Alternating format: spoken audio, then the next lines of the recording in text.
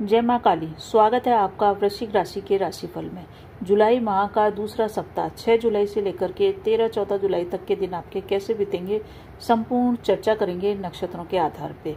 और नक्षत्रों के आधार पे ही मैं हर दिन का उपाय बताऊंगी जो उस नक्षत्र को एक्टिवेट करके आपके काम बनाएगा और साथ ही साथ आपको सफलता भी देगा।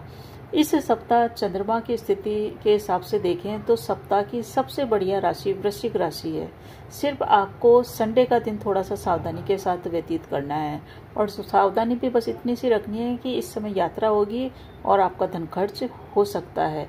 तो सबसे पहले नक्षत्रों के हिसाब से देखें तो चंद्रमा आपके गोचर कर रहा है, 6 तारीख को गोचर करेगा ये विशाखा नक्षत्र में। विशाखा नक्षत्र गुरु का है और शाम को 4 बजे तक का जो समय है आपके लिए खर्चे का है। जितना भी खर्चा करना है, घर से रिलेटेड सामान इस समय आप खरीद सकते हैं। विदेश से संबंधित काम कारोबार है तो वो 4 बजे तक बन जाएगा।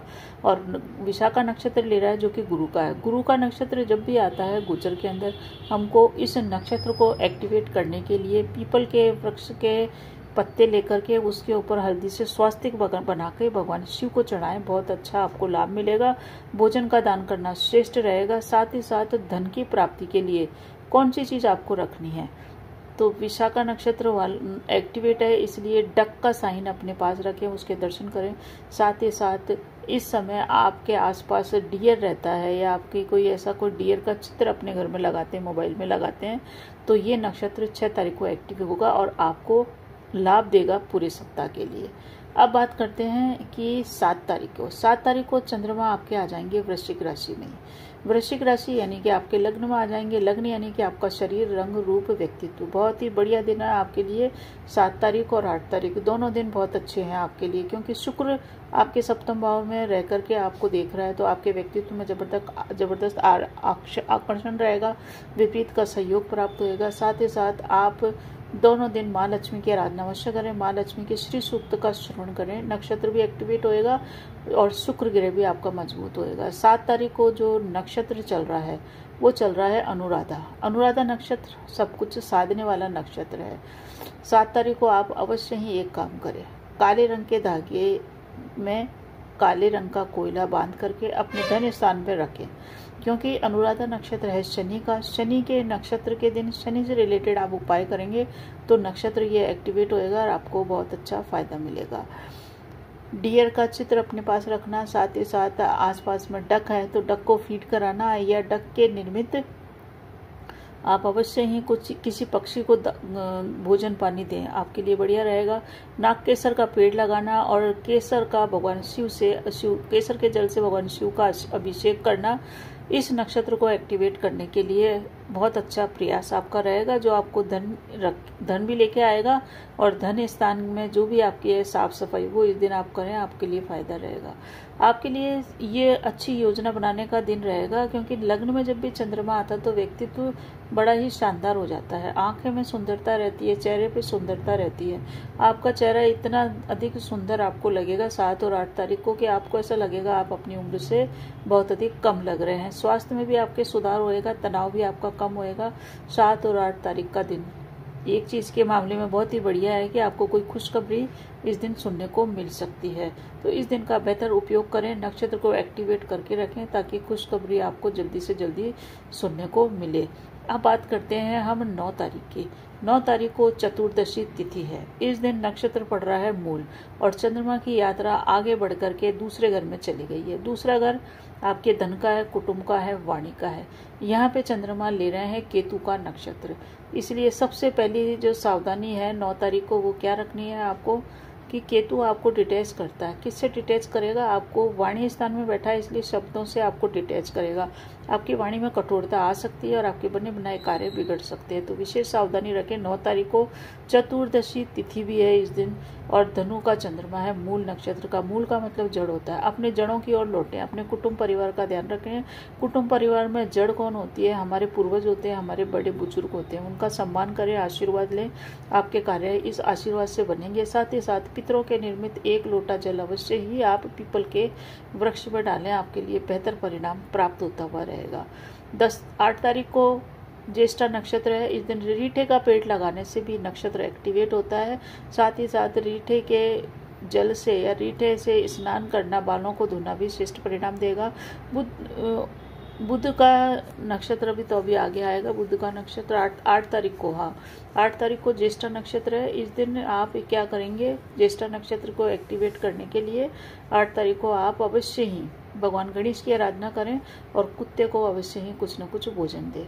9 तारीख को तो मूल नक्षत्र है ही, जो 9 तारीख को जो आपका नक्षत्र है मूल है, इस दिन आप पितरों को दान दें। बंदर और तोते को भी फीड कराना बहुत अच्छा प्रयास आपका ये रंग लेके आएगा। 10 तारीख को भी चंद्रमा दूसरे ही स्थान में रहेगा और ये धन में आपकी वृद्धि करने के लिए आपको किस चीज़ का जाप करना है।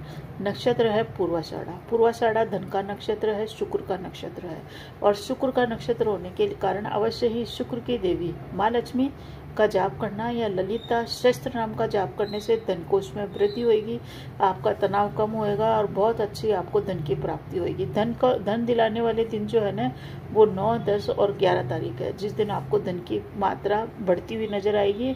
आपके पास धन आएंगे, कहीं इन्वेस्टमेंट कर रहा है वहाँ से भी फायदा होएगा और धन कोष में वृद्धि करेंगे। 9, 10 तारीख। 8 तारीख भी श्रेष्ठ है, 8 तारीख को भी आपके लिए बढ़िया है। तो 9, 10 तारीख को जो है एक मंत्र है जो मैं आपको बता रही हूँ, उसका आप जाप करिए। मंत्र इस प्रकार से है, ओम बम ओम बम। इस मंत्र का जाप करने से धन कोष में वृद्धि होगी। तो आपके लिए बहुत ही बढ़िया दिन है। 7 तारीख, 8 तारीख, 9 तारीख, 10 तारीख, 4 दिन बहुत बढ़िया है। इसी कारण से इस सप्ताह की सर्वश्रेष्ठ राशि ये वृश्चिक राशि पड़ रही है। अब बात करते हैं आगे की यात्रा की। चंद्रमा आगे बढ़ करके आपके तीसरे घर में पहुंच गया। तीसरा घर होता है छोटे भाई बहनों का, आस पड़ोसियों का, पराक्रम का, कम्युनिकेशन का, मास मीडिया का भी यही घर है और साथ ही साथ हाथ से कोई कार्य करना है, कोई कुशलता दिखानी है, नेटवर्किंग करनी है, उसका भी यही घर है। तो 11 तारीख को चंद्रमा विराजमान हो जाएंगे तीसरे घर के अंदर और नक्षत्र ले रहे हैं उत्तराषाढ़ा। सरकार से रिलेटेड कोई भी काम है अवश्य ही 11 तारीख को कीजिएगा। किसी बड़े लोगों से मिलना अवश्य ही मिलिए, अपना सर्किल बढ़ाना अवश्य ही बढ़ाए। इस सप्ताह आपका सर्किल भी बढ़ेगा। सर्किल में नए लोग जो ज्वाइन होंगे वो 11 और 12 तारीख को होंगे। उस सर्किल से आपको लाभ होएगा और साथ ही साथ इससे आपका जीवन में पॉजिटिविटी आएगी, क्योंकि भविष्य के कुछ शुभ संकेत यहीं से मिलना शुरू होंगे 11 और 12 तारीख को। 11-12 तारीख को बुध की दृष्टि चंद्रमा पे पड़ रही है और 11 तारीख को जो नक्षत्र ले रहे हैं ये ले रहे हैं सूर्य का। सूर्य का नक्षत्र है उत्तराषाढ़ा, इसलिए सूर्य आराधना करते हुए आगे चलिए 11 तारीख को। और कटहल का पेड़ लगाना बहुत ही अच्छा रहेगा। कटहल की सब्जी का इस समय सेवन न करें, वरन कटहल का पेड़ लगाएं। 11 तारीख के आपके बहुत सारे कार्य इस समय बन सकते हैं। जितने भी पेंडिंग कार्य हैं उनको 11 और 12 तारीख को करिए, आपको लाभ होएगा। छोटे भाई बहनों से रिलेटेड भी इस समय कार्य हो सकते हैं। अपने जो भी छोटे भाई बहन हैं उनसे या अपने पड़ोसियों से, दोनों से, अपने मित्रों से भी, क्योंकि मित्रों का घर भी यही है, मित्रों से किसी भी प्रकार का विवाद 12 तारीख को न करें। तो ठीक है, आपके लिए ये दिन भी अच्छा दिन है। आपके लिए 12 तारीख का दिन बस आपके लिए हर मामले में सर्वश्रेष्ठ है, बस विवाद से आपको बचना है। 12 तारीख को नक्षत्र ले रहे हैं श्रवण। श्रवण नक्षत्र का मतलब होता है सुनना। सुनना का मतलब या तो आपके कार्य क्षेत्र में कुछ गलतियां हो जाए उसके कारण आपको सुनना पड़े, या आप इन गलतियों के कारण सुने नहीं, किसी ऑफिसर की आपको डांट फटकारना पड़े, उच्च अधिकारी की डांट फटकारना पड़े, सरकार से कुछ नोटिस नहीं आए, उससे बचने के लिए अवश्य ही शिव सहस्त्र नाम का जाप सुन लें। पहले से ही सुन लें 1000 शिव के नाम या 1000 विष्णु भगवान के नाम। आपको किसी से कोई बात सुनने को नहीं मिलेगी। सुनने को अगर मिलेगा तो सिर्फ अपने प्रशंसात्मक शब्द ही सुनने को मिलेंगे। इस दिन सारस का दर्शन अवश्य ही करें। साथ ही साथ माँ के पैरों के चिन्ह के दर्शन अवश्य करें। माँ दुर्गा के पैरों के चिन्ह जो मोबाइल में निकल जाएंगे उसका दर्शन करें, उसका चित्र अपने पास रखें। बहुत ही बढ़िया बेहतर परिणाम श्रवण नक्षत्र का है जो आप कर सकते हैं। अब बात करते हैं 12 तारीख को। 12 तारीख को भी चंद्रमा आपके तीसरे घर में ही रहेगा। भाई बहनों पे आपका टाइम खर्च होएगा, स्पेंड होएगा। पड़ोसियों के ऊपर कोई काम हो सकता है। कुछ नया सीखने का आप प्रयास भी इस दिन कर सकते हैं, क्योंकि 12 तारीख को नक्षत्र आ रहा है घनिष्ठा नक्षत्र आ रहा है 12 तारीख को, और ये नक्षत्र आएगा घनिष्ठा सुबह 6:53 पे। इस घनिष्ठा नक्षत्र के लिए आपको क्या करना है, मंगल का ये नक्षत्र है, नक्षत्र को एक्टिवेट करेंगे तो आपको लाभ होएगा। 12 तारीख को।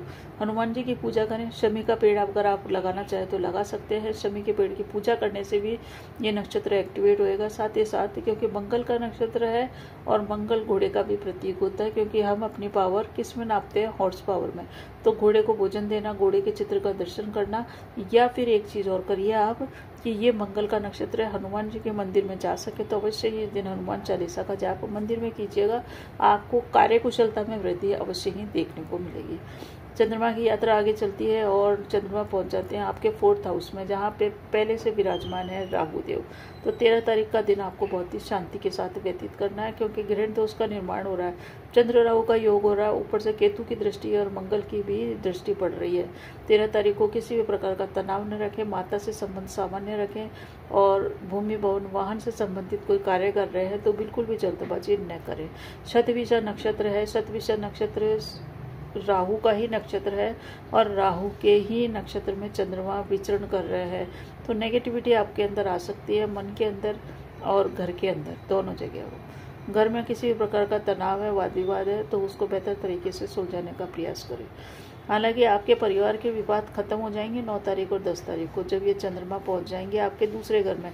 तो 9-10 तारीख का दिन बहुत ही बढ़िया। कोई भी अपनी बात परिवार में रखनी है तो 9-10 तारीख को रखें, क्योंकि गुरु सूर्य की भी दृष्टि है, चंद्रमा वहाँ पे है। तो बेहतर जो बेस्ट दिन है ना किसी भी प्रकार का पारिवारिक कार्य करने के लिए, वो है 9 और 10 तारीख। और किसी प्रकार के सरकारी काम करने हैं आपको तो 11 और 12 तारीख बेहतर समय है, इस समय आप कीजिएगा। 7-8 तारीख के भी आपके अपने ऊपर खर्च करने के हिसाब से बहुत बढ़िया है। तो ये था ग्रहों के और नक्षत्रों के साथ साथ चंद्रमा के गोचर के आधार पर। बने रहिएगा चैनल पे। अगर आपको मेरे प्रयास अच्छा लगता है तो कमेंट करके जय श्री राम अवश्य लिखिए। कुछ पूछना है तब भी आप लिख सकते हैं। धन्यवाद।